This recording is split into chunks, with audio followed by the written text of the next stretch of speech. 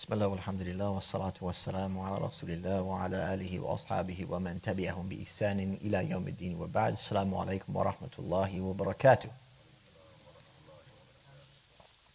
All right, brothers, we're going to jump back into our book by the great Imam Abu al-Abbas from the Maqdisi, from the Ibn Qudama al-Maqdisi clan. Mukhtasar Minhaj al-Qasidin, and we're looking at Kitab Afat al-Lisan, which we began a couple weeks ago. Quickly, to begin some of these pitfalls of the tongue, we talked about the first one being involving yourself or speaking of things that are of no concern to you, or things that should be of no concern to you. That was number one. The second one was discourse in falsehood, talking about sin, sitting amongst those who are sinning, etc. And today, inshallah ta'ala, we're going to look at three pitfalls briefly, as they're mentioned very briefly by the author. And of course, if you are interested in learning more about each of these points, then you can refer back to Ihya Ulumuddin by Imam al-Ghazali. I'm sure you'll find a translation or two available with, more information. Again, that's the source material for this particular mukhtasar. All right, so this would be number 3. The third pitfall. He says, التقاعر في الكلام. التقاعر في الكلام. The closest word that I could find to translate this is grandiloquence, which is exactly تقاعر في الكلام. Grandiloquence. Grandiloquence is speech that is lofty in tone, often to the point of being pompous or bombastic, like grandiosity. Grandiosity is the quality of seeming impressive or important in an artificial and deliberately pompous way, like being pretentious. Okay? So that basically means grandiloquence is trying to put on a show, trying to use large words, words that aren't typical for the setting that you're in. And in Arabic, it can be even trying to force rhymes, trying to speak in rhymes. So that is التقاعر في الكلام. He says here, also he says, وَذَلِكَ يَكُونُ بِالتَّشَدُّقِ, which means to be theatrical. Right? It's very dramatic. وَالتَّكَلُّفِ الشَّجْرِ, which basically means like trying to manufacture rhymes, or speaking in a rhyming way. Okay? So that is, of course, dispraised in general. And an example of that is very famous. There are numerous examples that have been narrated in the Arab world in particular, because as you may know, the Arabic language is quite rich, and you can, if you wanted to, and were very well studied and versed in the Arabic language, you could easily speak in a very kind of grandiose, pretentious manner. And so this particular example, it's from Isa ibn Umar al-Nahwi al-Thaqafi al-Basri. He was one of the noted for muttaqa'iri asrihi. Right? He was one of those people that, first he was a grammarian, so he was into linguistics. And then he was also a person that used language that many people were unfamiliar with. He was employed by Khalid ibn Walid, and one time he went to Thaqif. He was on a donkey riding, and he fell off his donkey, and the people gathered around him. And he said, while he was laying on the ground, مَا لَكُمْ تَكَأْكَأْتُمْ عَلَيَّ كَتَكَأْكُئِكُمْ عَلَى ذِي جِنِّ إِفْرَنْكِيُ عَنِّي. That's the Arabic. Unless you know the story, you probably don't know what that means. مَا لَكُمْ تَكَأْكَأْتُمْ علي كتكأكئكم على ذي جن فرنكوا عني. So basically, what he's saying here, he could have said, ما لكم تجمعتم علي. Why have you gathered around me? كتجمعكم على مجنون. Like you would gather around a crazy person. That would have been something that everyone would have understood. But instead, because he was that person that liked to speak in this a high level of language, especially in that circumstance, where people are just gathering around, like everyday people, it doesn't require you to use such language, and so it comes off as being pompous. It could come off as being arrogant or pretentious. So that's basically how he presented himself in this scenario, and we'll talk about the response to that shortly. So that gives you an idea. In kind of in a very general way in English, as well as a very famous Arabic example of what taqa'ruf al-kalam is. And then, of course, we can see, as narrated by the Imam, he goes on to mention a hadith عن أبي ثعلبة قال قال رسول الله صلى الله عليه وسلم إن أبغضكم إلي وأبعدكم مني يوم القيامة مساويكم أخلاقا. He said those that are most disliked to me and those that are furthest from me on the day of resurrection are those with bad manners. مساويكم أخلاقا. You have poor manners or poor etiquette. Then he says الثرثارون والمتشدقون والمتفيهقون. So then he goes on and mentions different types of people. There's another hadith, another narration of this, إن أبغضكم إلى الله. Another narration says, إِنَّ أَبْغَضَكُمْ إِلَى اللَّهِ, meaning the most disdained of you to Allah, وَأَبْعَدُكُمْ مِنِّي مَجْلِسًا. Then those that are furthest away from me, الثَّرْثَرُونَ وَالْمُتَفَيِّقُونَ وَالْمُتَشَدِّقُونَ فِي الْكَلَامِ. So again, similar narration, however, slight change in the wording. And the companions were when they were with the Prophet ﷺ, he said this, they said, we know the meaning of الثَّرْثَرِينَ. We know who that means. They are the people who exert great effort in speaking a lot. Like they go to great extent to be long-winded, like to just want to get everything, want to dominate the conversation, want to be very talkative. They said, we understand those people. And he says here, al-mutashaddiquna are those who speak with the sides of their mouths full out of eloquence, and they're aggrandizing their speech. Basically, they're making themselves appear to be greater than they are by the way that they talk. And then they said, but what is the meaning al-mutafayhiqun? Al-mutafayhiqun, he said, the haughty, those that are arrogant. They raise themselves above people with their speech, seeking to gain a level over them with their elegant words, or to make themselves bigger by the way of the actions that they do. And essentially, all of this in turn, it pushes people away. It turns people off. Because it's a type of manufacturing. It's a type of artificialness, if you will. And it's been reported that the Prophet ﷺ prohibited being forced or being artificial, putting on a show or putting on airs, as one might say.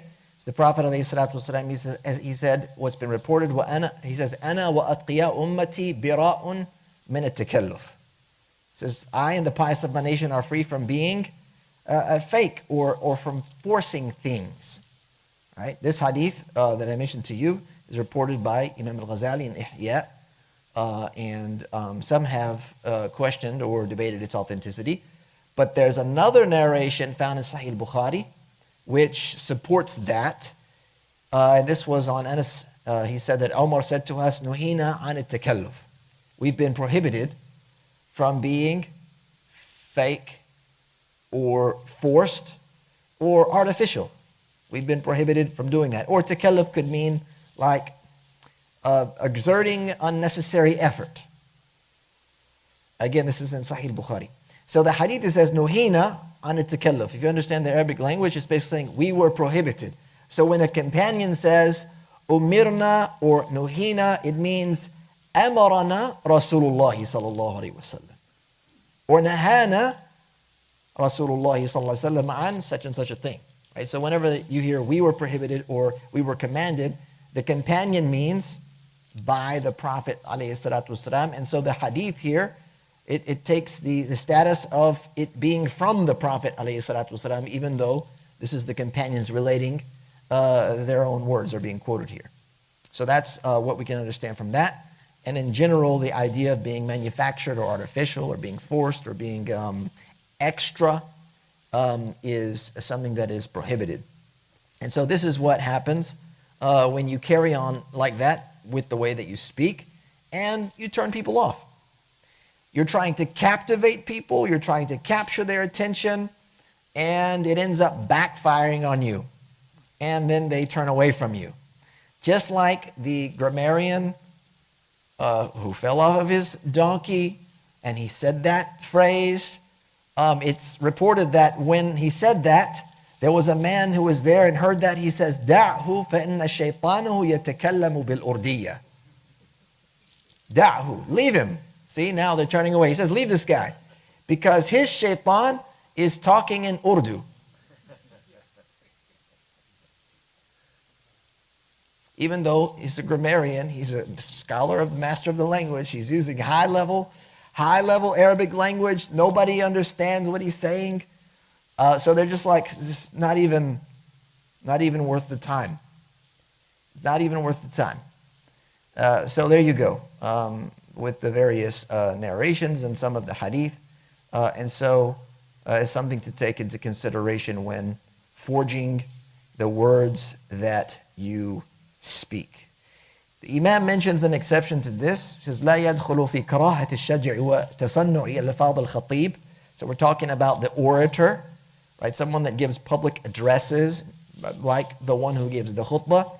It's not disliked that they give it the extra effort, right, to rhyme or to come up with good words, fancy language in order to remind people and captivate them, so long as it's not excessive and it doesn't leave people without understanding. It's not going to have them feel as if it's not even a language that they're grasping. It's not their language. The idea when you're making a public address is obviously, he says, as an orator, to move the hearts, to motivate them. So you have to use eloquent speech at times, etc. So the objective, of course, when we're talking to one another, the objective as the speaker is to have the listener understand one's intent. You want to get your intent across in the clearest of ways. And the clearer that you can be so that you do not leave the person confused or leave them lacking in understanding. Like, you don't throw something out there that's ambiguous when there's a clear objective and then they're going, well, I don't really know. Was it this or was it that? Then it's a poor reflection on you as the one talking, not on them as the one understanding. Because a part of your job as the one talking is to address your audience in the manner in which they can understand, in the situation and the context that you're in. Right? So when you're in a gathering of knowledge, then you're going to use a particular type of language.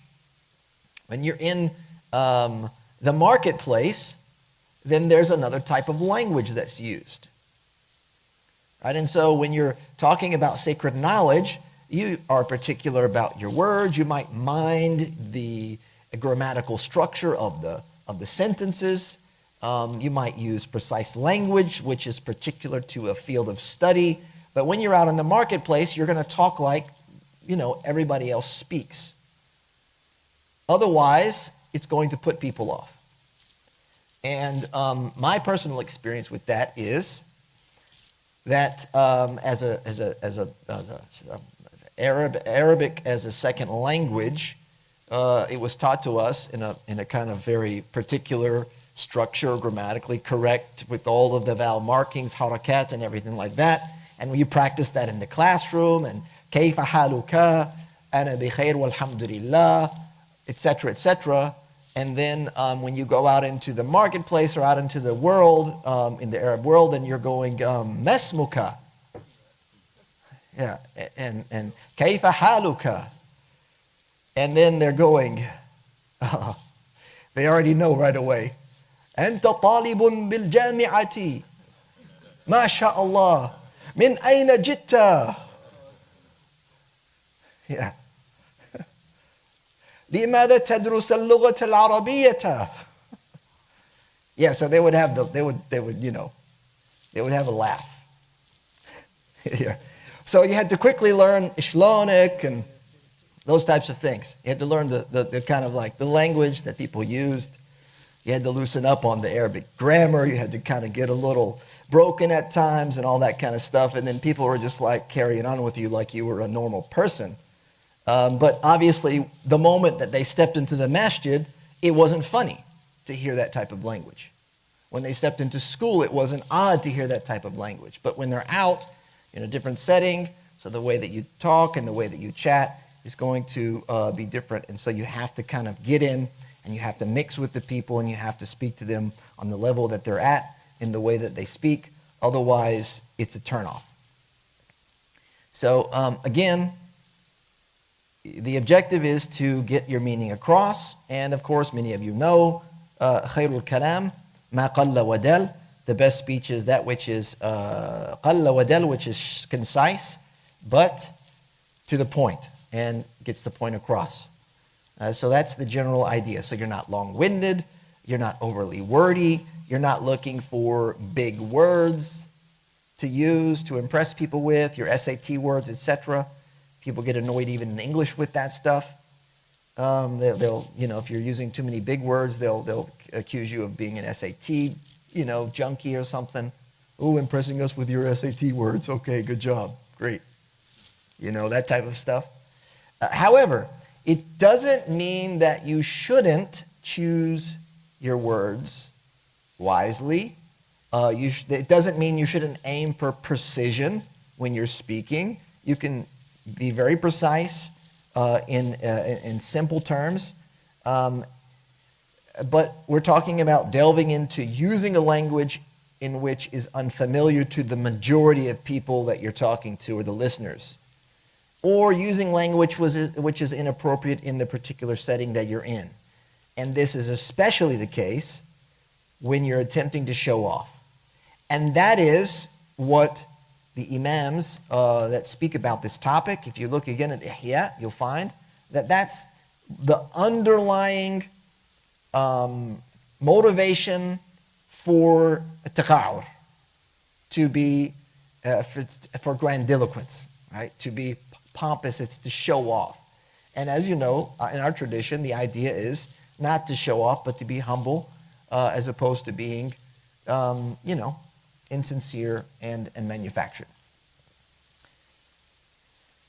Great. So that is the third pitfall, at-taqa'uru fil kalam, which is, pompous or grandiose language, being pretentious in speech. The next one, he says, al-fuhsh wa-sab wal-bada'.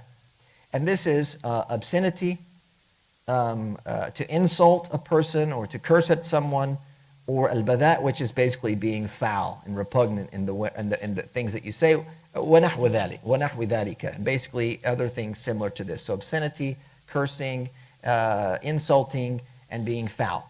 He says, فَإِنُّ مَذْمُومٌ مَنْهِيٌّ عَنْهُ وَمَصْدَرُهُ الْخُبْثُ وَاللُّؤْمُ.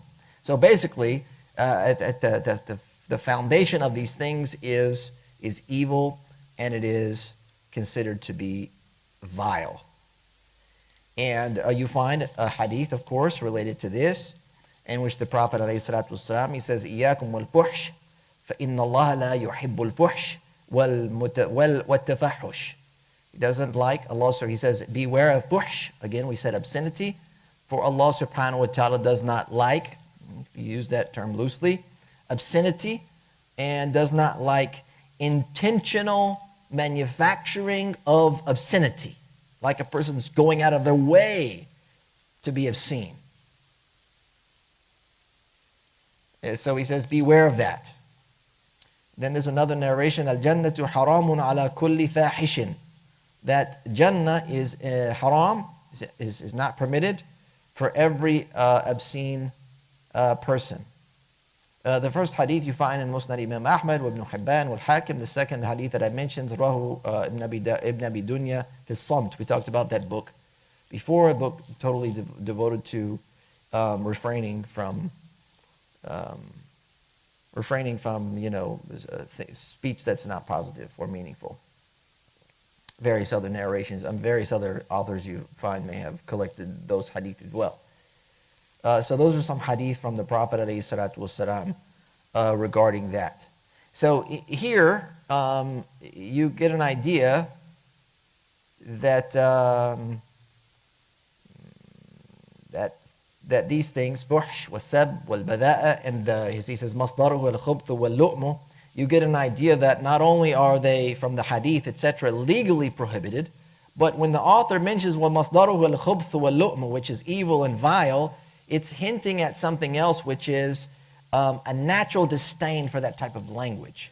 Right? So not only is it legally impermissible, according to Islam, it's not allowable, but it's something that a person that's been refined and developed, that's kind of, a civil person, there's a natural distaste for that type of language. It's kind of like nails on the chalkboard when you hear it. And occasionally you may be exposed to that type of language. Whether you're at work and you have coworkers that are often just very obscene. It's like they're dropping an F-bomb every other word. They're using obscenities like it's like they're drinking tea or water, like it's nothing. If you watch certain TV shows or movies, you'll note that the obscenities is it's just sprinkled all over the place.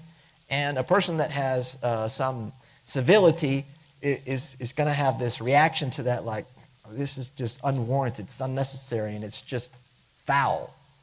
It's just foul. So here, not only is there a legal prohibition, but then there's this natural disposition of the person that's disinclined to it. And then you'll find that it's intellectually repugnant. A person that's educated, because it's often said that a person that uses obscenities and foul languages, etc., they use those words typically because they don't have the vocabulary to express themselves properly. And so they just throw out this vulgar language. Because they could get their point across, it could be a very powerful, potent point that they're getting across, and they could use language that's intelligible and intellectual, and it could be even more high power than dropping these obscenities, being obscene in general. And we're not just talking about like curse words, but it also has to do with the subject matter of your conversations, which is legally disliked. And so he says here, وَاعْلَمْ أَنَّ الْفُحْشَ وَالْبَذَاءَ هو التعبير عن الأمور المستقبحة بالعبارات الصريحة, which basically means here الفحش, which is obscenity, and al-bada, we talked about, is foulness. He says it is a communicating or talking about the repugnant things that are disliked, that are often looked at as like, typically you wouldn't bring them up in conversation. بالعبارات الصريحة. And you're talking about them like just plainly, just like open up, wide up. You're not even like just hinting at stuff, There you go. No shame. Instead of like maybe hinting at it or making an innuendo or something like that, you're just going straight for it. Just like right out there where the average person might like turn red just in being shy and embarrassed by such things. I won't give you an example. But he does. And he says, وَأَكْثَرُ مَا يَكُونُ ذَلِكَ فِي أَلْفَاظِ الْجِمَاعَةِ وَمَا يَتَعَلَّقُ بِهِ. I didn't have to say it. He said it. He says, that which happens, or the most which you find this, I guess if you will, في ألفاظ الجماعة, which basically means like in describing intimacy. Even I'm using a word that's roundabout because he's talking about intercourse. Yeah. So when you're using that type of language, you might start getting embarrassed or shy because you're talking about things that are mustaqbaha.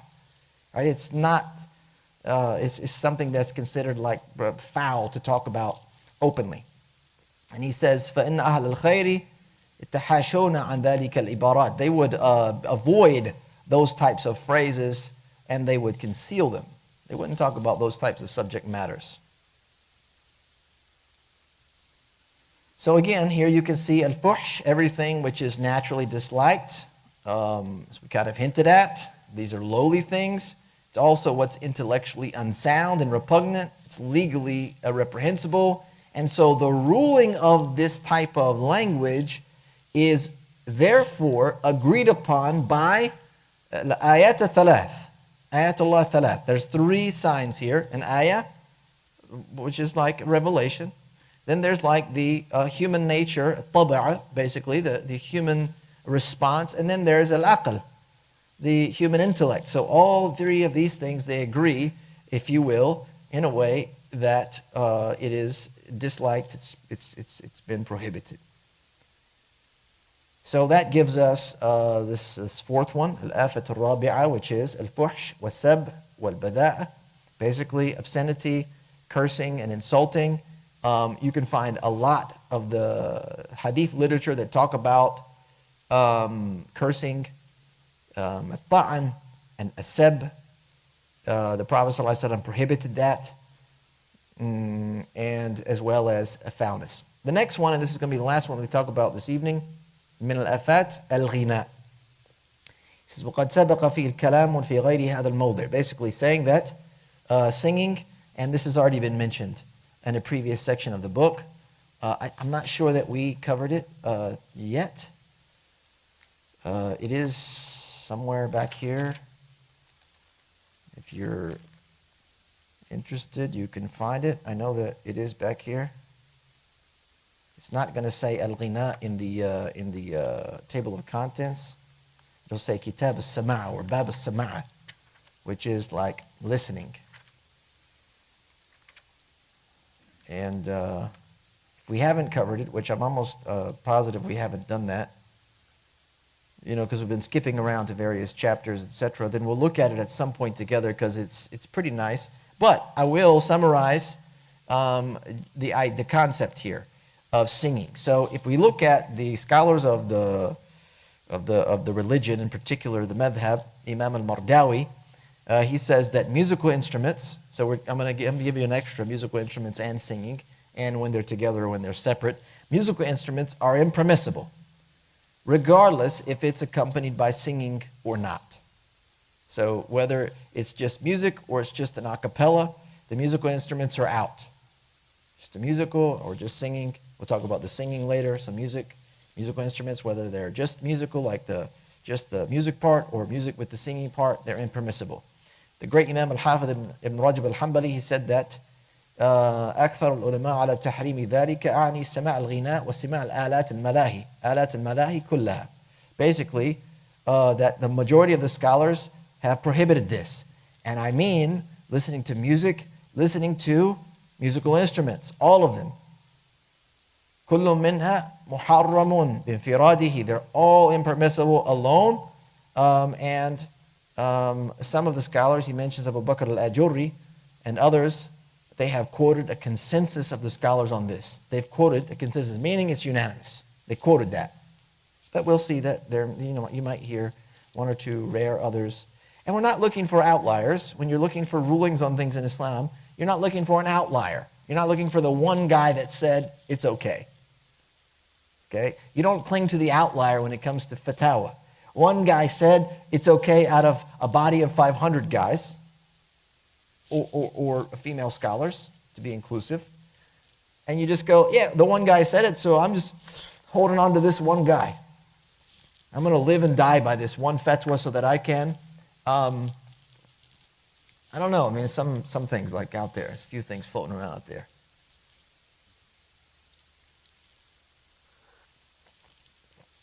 You can find the the basis of this in the Quran.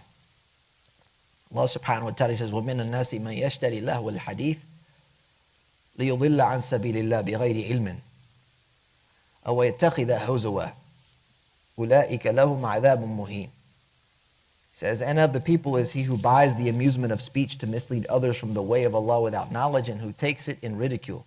Those will have a humiliating punishment. And these are the verses that were recited. This is in Surah Luqman. You can find this verses. There's chapter 31, verse number 6, and it goes into verse number 7.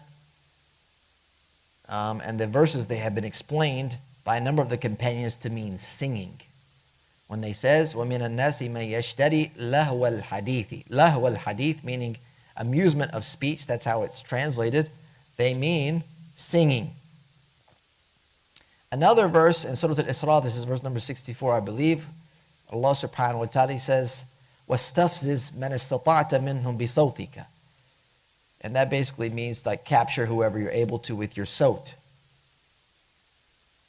And Mujahid, he said that this means al-ghina wal-mazamir. It means singing and instruments. And he said also what means billahwi al-ghina. Basically what means by this amusement, it's talking about singing. And so you can see there a number of the companions as well as from the tabi'een, they talk about the meaning of these verses in the Quran to be explicitly referred to as singing or music. And there's other explanations that are offered. However, this seems to be a common theme.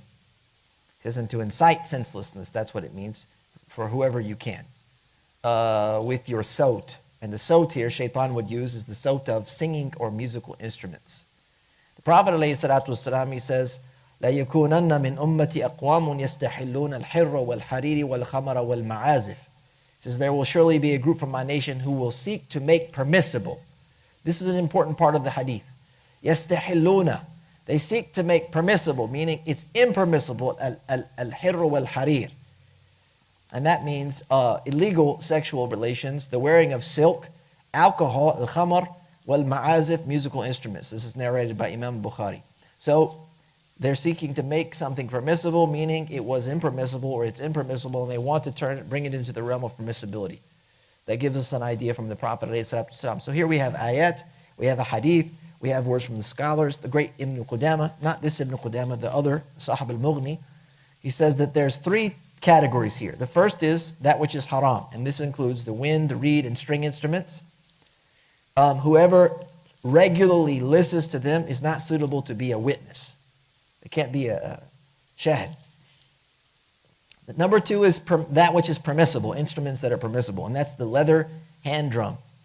And the leather hand drum is without the little, what are those things? Shingle, kish, I don't know what you call those things anymore. Like you would get it on a tambourine, where they have the little metal discs that clink together and they make a little rattling sound. If you know the word, shout it out, because I can't remember.